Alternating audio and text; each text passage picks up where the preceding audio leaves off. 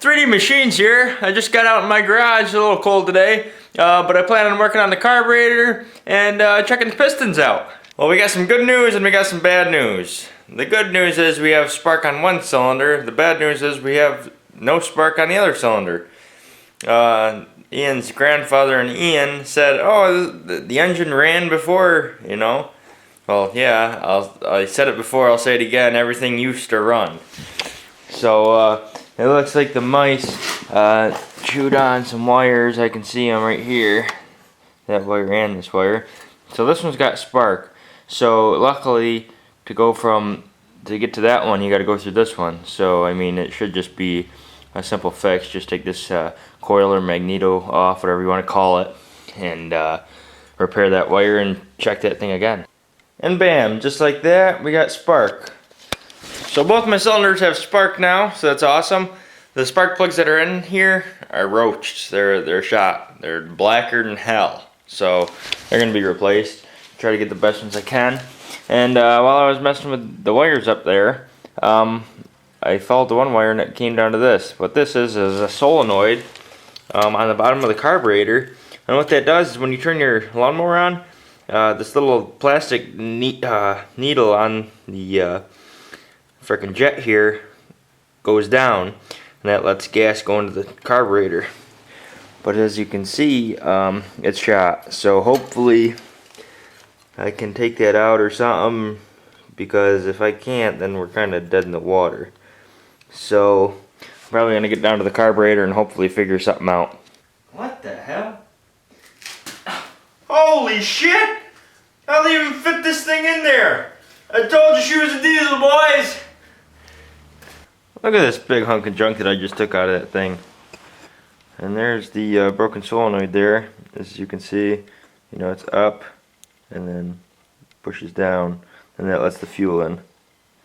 So it looks like this piece doesn't really do anything except for, you know, prevent the bowl from leaking.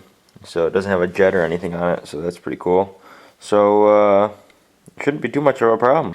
Check out this thing, you guys. You think that ran?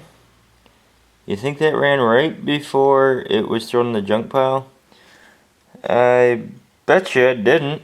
So, look at that. Like, that's more rust than I find on my frickin' little magnets. Holy crap. This thing's gonna need a cleaning big time. Yep, you guys, it ran. Look at that rust. It's like, those are bigger chunks than when I grind off like welds. I mean, look at that. That's disgusting. It's just, I can't believe how big of flakes it is. I'm hoping my bowl isn't shot, you know. Look at that. I'm hoping that it don't rust through. You guys want to see a little redneck trick? Check out what I did.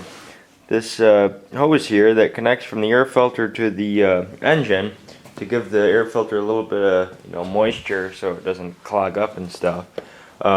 What I did was, since this one was all shot, I actually cut the ends off of it, hooked it up to a bent gas line, and there you go. That thing will work slicker than shit. So that's pretty cool. And then for this thing, so what I'm going to do with this is I'm going to buy a bolt the same height, just a solid bolt, and then take that O-ring and use that, and then just cut that whole mechanism right out of there so I don't even have to worry about it. This shot solenoid. And then while I'm there, I'll get some spark plugs. So here's my fuel pump, and if you can tell, one of the sides is broken. It's supposed to have 3 of these little things coming off of it. It's only got 2. So what I'm going to try to do is fix this one. What I have is this little thing here, and I bored this hole out a little bit. And now what I'm going to do is clean it out with some carb cleaner and a paper towel, and then put some seal on the one end there, and shove it in there and let it dry, and hopefully that'll make a nice tight seal, and it'll save me 14 bucks. Because that thing's like $14 to $16 after tax, so for 2 bucks, might as well take the risk, right? So I got my new bolt down there, got the carb all cleaned out, so I'm ready to put that back on. And I've already installed my 2 new spark plugs. These are the Cadillac spark plugs, best of the best. If you guys are interested, I'll show you the dumbest carburetor in the world. Comes right off this 23 horse Briggs & Stratton V-twin. So, anyways, this is how the carburetor sits, right? And I got that nut and bolt on there. I had to put the nut on there to just take out some space. But I got the O-ring there so it doesn't leak. It doesn't leak there. But if I were to like go back and forth, you know, like giving it gas and then letting off and, you know, this carburetor jerking a little bit, well, I'm gonna leak gas. I'll show you what's going on. When I tilt this, the O-ring around here, this whole bowl is bent. And I tried to frickin' bend it. There's no way to bend it. So it leaks from that side and that side. But it does not leak straight up and down.